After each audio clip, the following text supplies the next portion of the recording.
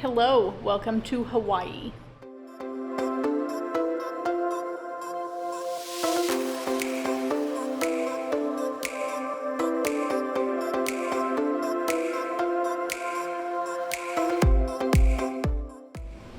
In this vlog, I'm going to be taking you to 3 Hawaii islands on this epic Hawaii trip.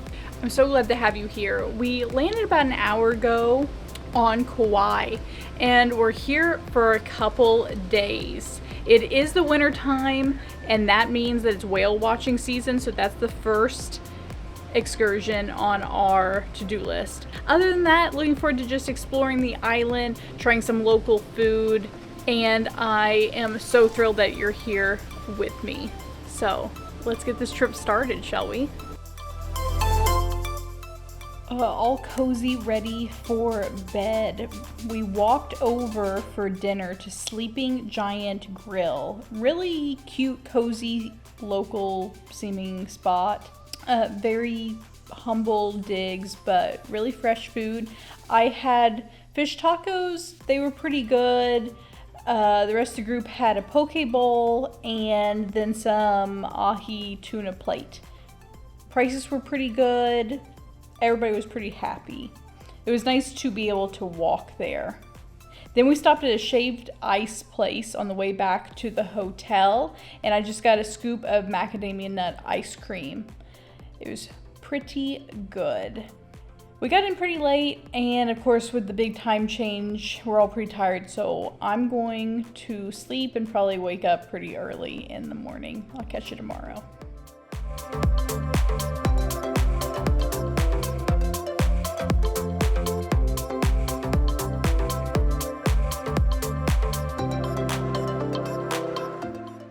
Headed back to the hotel from breakfast. Breakfast day was at a place called Java Kai. It was okay. It's one of the most popular breakfast spots on the island. I thought my coffee there was fantastic. I got an iced macadamia nut latte, 10 out of 10. It was so good, nutty, not overly sweet. You could taste the syrup, but you could also taste the coffee. It was really good. I got a avocado toast and that wasn't that good. Although it was fresh, the pieces were cut up too big and it was just really hard to eat. Probably would get something else next time. Also, everything together, 2 breakfasts and 2 drinks was $70. Wow.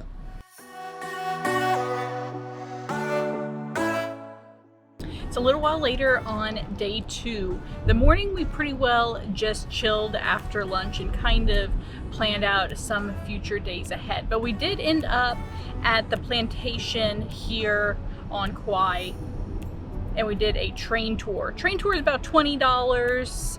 It was about 40 minutes long. You got to get out once and feed some cows and horses and general livestock.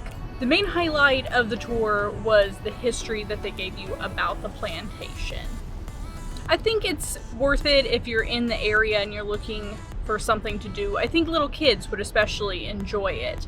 While you're there at the plantation house, there's tons of other things to do. There's a sweet shop, there's a floral shop, there's an on-site restaurant, and of course there's a rum tasting. I didn't do the rum tasting. We might be back to do it. It's actually free with a small $5 booking fee per party. So pretty great deal. We are off to lunch right now at Keoki's Paradise. It's definitely Hawaiian themed, definitely aimed a little bit towards tourists in the decor. It's very Hawaiian inside, which I think is kind of fun. There's nothing like more fun than kitschy Hawaiian whenever you're here in Hawaii. Menu wise, lots of great options there. What I'm most excited for is the hula pie. That's going to be on a cookie crust with macadamia nut ice cream, which I will try to ingest as much of as possible while I am here on the islands, and it's covered with hot fudge.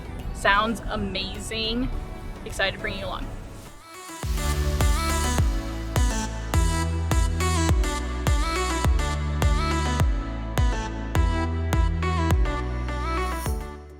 Yesterday I left you at Keoki's Paradise.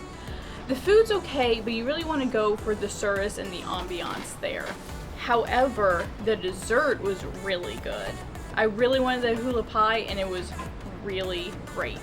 The ice cream on it and the cookie crust was very hard though. I kind of wish they'd almost given you a knife to eat your ice cream pie. Then we went up and explored some of the highlands on the west side of the island. Great scenery over there, but it took way longer than we thought, and we actually got back to town fairly late for the culinary market that was that night. They were pretty well packing up by the time we got in, but we stayed for dinner. We ate at Living Foods. Service there was not great. However, my drink was great. All the drinks there are made with fresh juices. Couldn't even tell there was alcohol in it. My pina colada was to die for. All of our food was hit or miss. One of our party got an IBLT. It was okay, except for it had a chipotle aioli that really overwhelmed the tuna in the sandwich. I had fish and chips. The fish was great, but the fries, even though they were double fried, were not very crispy. They were pretty soggy. We got a side of mac and cheese from the kids menu because it said that the sauce was homemade, and everybody in the table thought that was one of the best things we ate. It's kind of sad. I would go back there. The food was really fresh, and we got to eat without a reservation, which on this island can be tough. If you don't have a reservation for dinner, a lot of times your options are casual food trucks or your hotel restaurants. For breakfast this morning, we got up early so we could hit up Country Kitchen. It's probably the most popular breakfast on the island. The menu there is really big and diverse. I wasn't really very hungry since we ate kind of late last night, so I just had a fruit plate, which was really fresh and tasty, and a side of fried rice, which was also really good. My party got the Kahlua Benedict. It actually has a salmon topping on it. The whole thing kind of tasted like salmon, so if you don't like salmon, I wouldn't recommend it. It was a little too fishy for me, but I can see why a lot of people would like it. Someone else got the caramelized pineapple French toast. That's one of their most popular dishes. The caramelized pineapple was done really, really well. If you didn't know, I think it tastes more like apple whenever you caramelize it than it does pineapple. Servings were good sized, and I would probably recommend it. I'll catch up with you a little bit later when we find something else to eat.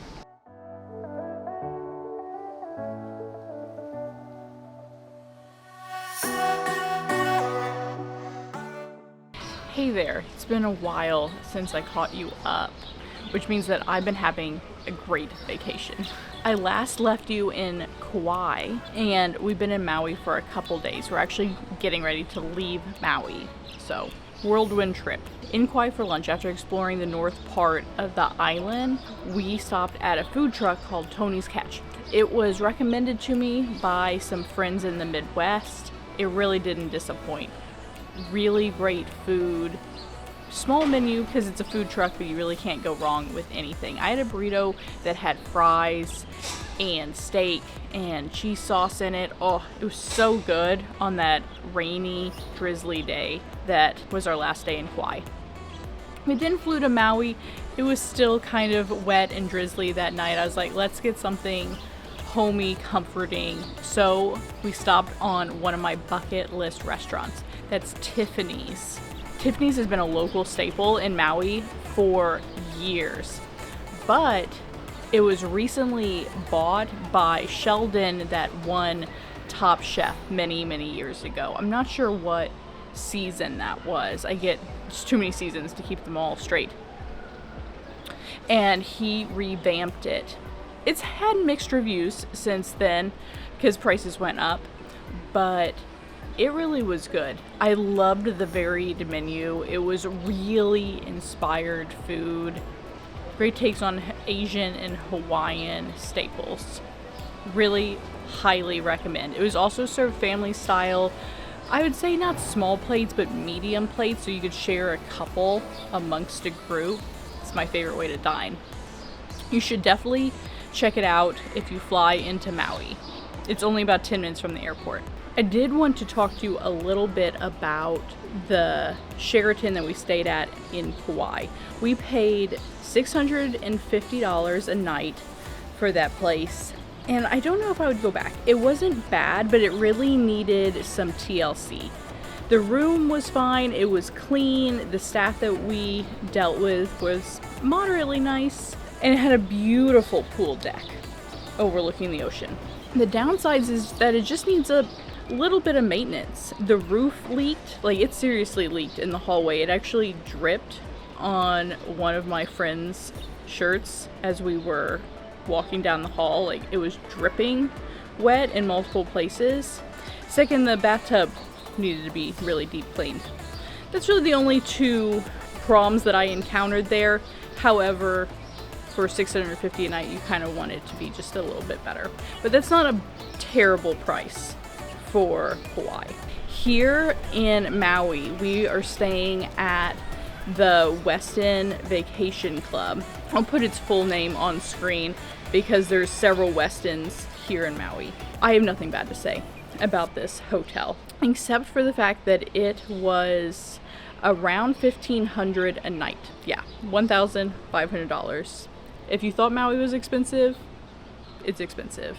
With that taken into consideration that everything needs to be pretty well perfect. The only downside I could come up with this place was the fact that the pool deck needs more chairs and needs to be bigger.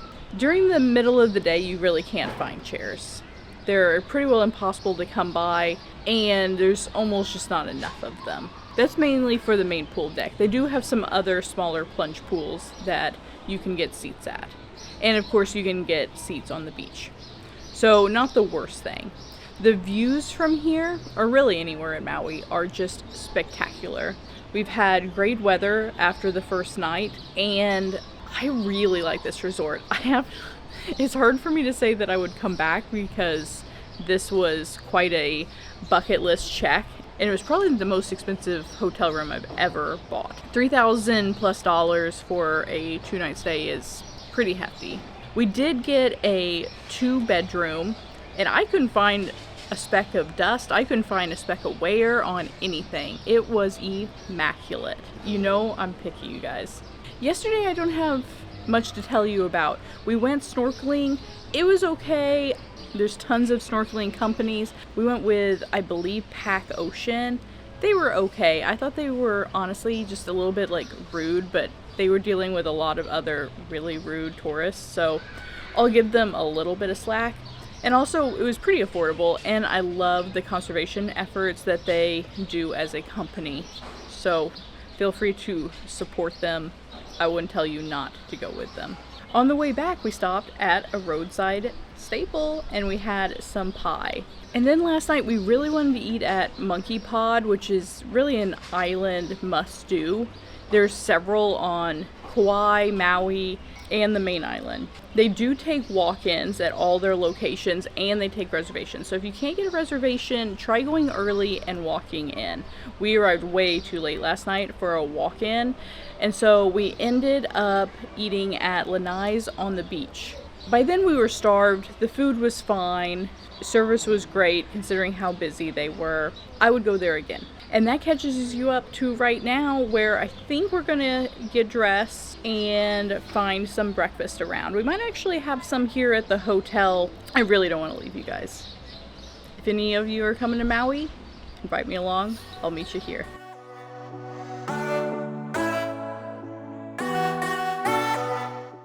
We ended up going to Leota's again for breakfast sandwiches. Then it was time to fly to Honolulu. Last bit of the trip was a complete whirlwind. One morning we had breakfast at Cinnamon's for my absolute favorite guava pancakes. They're a must stop. Probably in my top 10 best foods of all time. They're that good. I also had Kona coffee both mornings we were there, and my lattes were perfect on both occasions.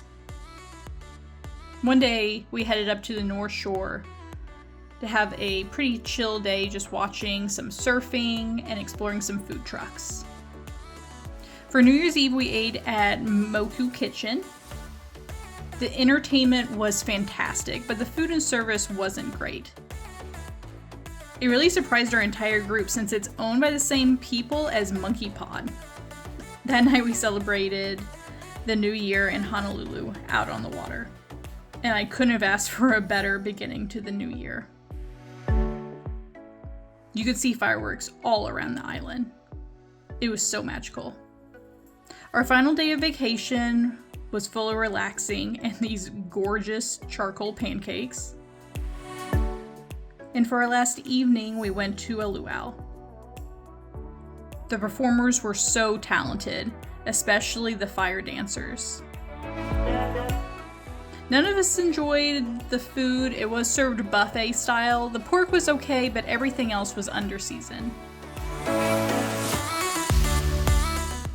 That wraps up our 7-day trip to Hawaii. Please subscribe for more travel vlogs, and I'll be back shortly with another video. Bye, dreamer.